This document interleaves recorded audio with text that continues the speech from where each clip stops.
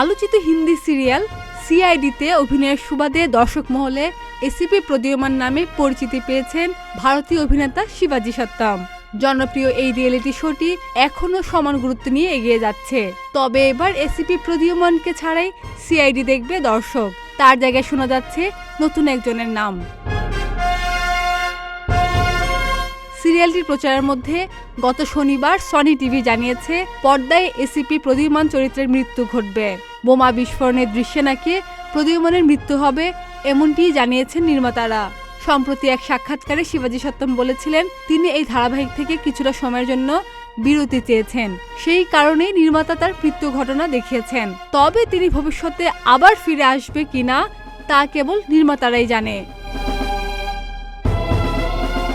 শোনা যাচ্ছে নতুন এসিপি চরিত্রে সিআইডিতে আসতে চলেছে অভিনেতা পার্থ সমথান।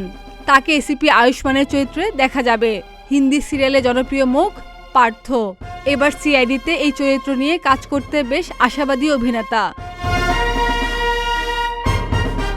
এসিপি আয়ুষ্মানের চরিত্রে কাজের প্রস্তাব পেয়েই জানালেন এটি অনেক বড় দায়িত্ব তার।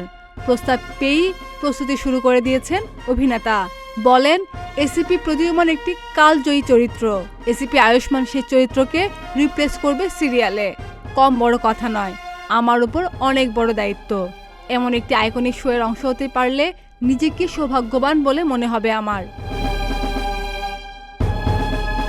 সিআইডি দিয়ে বেশ কয়েক বছর পর ছোট পর্দায় ফিরছেন পার্থ সমথান। এর আগে হিট শো ক্যাসি ইয়ে ইয়ারিয়ান এ অভিনয় করে পরিচিত পান। তাকে শেষবার কলসেটি জিন্দেগিকে ধারাবাহিকে অভিনয় করতে দেখা গেছে। খাদিজা নিপা, প্রতিদিনের বাংলাদেশ।